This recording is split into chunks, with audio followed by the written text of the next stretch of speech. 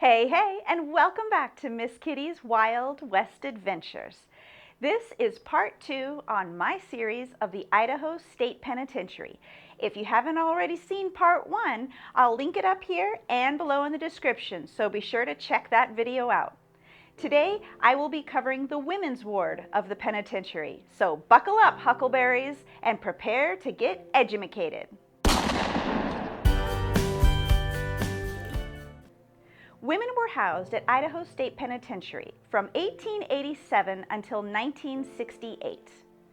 Over the course of those 81 years, 216 women entered through the doorway to serve their sentences. Those sentences ranged from 5 days to 18 years, but the average was about 13 months. Their crimes ranged from anywhere from prohibition violations to homicide. The women who entered came from all points of the globe, and before they had entered the prison, they had been waitresses, barmaids, farm workers, housewives, every career imaginable for women back in the day. When the penitentiary was first constructed in 1872, there was no female ward because it was believed that no woman could commit a crime serious enough to warrant prison time. Boy, were they wrong. In 1887, the first woman entered Idaho State Penitentiary. Her name was Haniba, and she was a member of the Blackfoot tribe, and she was convicted of murdering her husband. At that time, women like Haniba were housed in the top floor of an all-male cell house, and they were given special privileges and treated much like trustees. That is, until Josie Kensler joined their midst. Josie was 14 when she married 39-year-old John Kensler at the behest of her own father. A year later, they gave birth to a daughter. But by the time Josie turned 16, John had started drinking a lot and abusing her, and she started having affairs with other men. She also started running away for weeks on end. In one of these escapades, she met a man named Alfred Rosecrans Friel, and she convinced her husband to smash that like button and to offer Alfred a job as a live-in ranch hand. Talk about having your cake and eating it too. Alfred turned out to be a great worker, and John boasted what a good friend Alfred was. Until one day, Alfred and Josie were seen by a neighbor being a little too friendly with each other. And when the neighbor approached Alfred about this, Alfred allegedly said, "In 6 months, I'll have the ranch and the woman."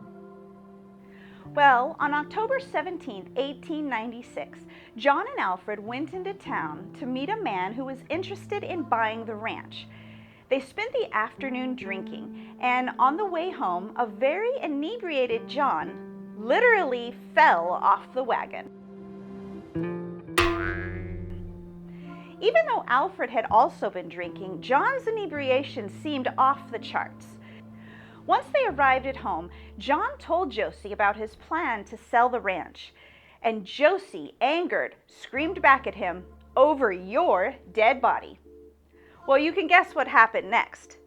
John subscribed to Miss Kitty's Wild West Adventures. That night, either Josie or Alfred shot John in the head. Together, they hid his body and all the evidence and fled the ranch. It was later found out that John had a near-lethal dose of strychnine in his system, strychnine that Alfred himself had bought, and that is what had made him so inebriated that day. Josie was found guilty of second-degree murder and sentenced to life at Idaho State Penitentiary. Like the others before her, she was sentenced to live in the upper floor of an all-male cell. But unlike the others, Josie came in with a little something extra. Pause the video now and leave a comment down below. What do you think she came in with? Here's the answer. 9 months after the violent death of her husband, Josie gave birth to a daughter she named Gladys. Gladys was the first baby born at Idaho State Penitentiary. But that's not where Josie's story ends. Despite giving birth to a baby, Josie and the other women were still housed in a male cell on the top floor. That is, until 1902. 5 years into her sentence, Josie made a controversial admission.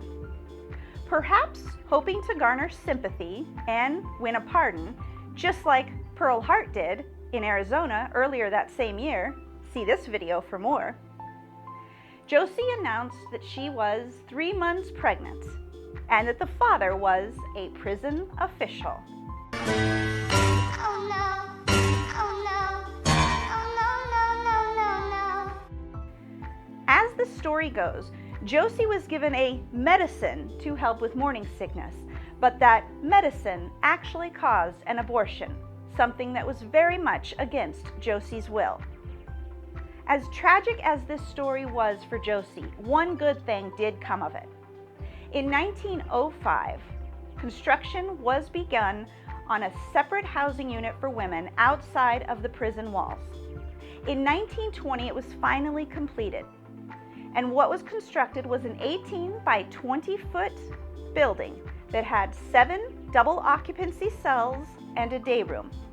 A female matron was hired to supervise the female inmates so that never again would another woman have to suffer what Josie went through inside the walls of Idaho State Penitentiary.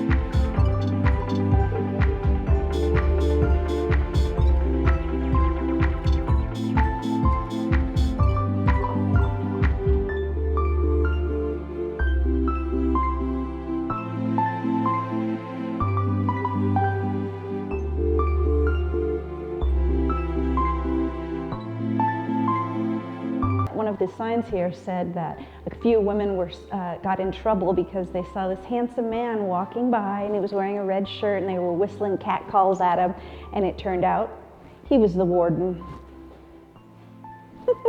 We hope you enjoyed this trip into the history of the women's ward at Idaho State Penitentiary.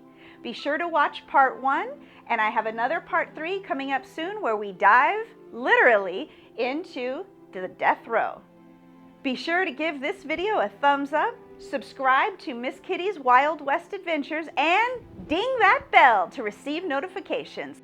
In the meantime, I'll catch you on down the trail.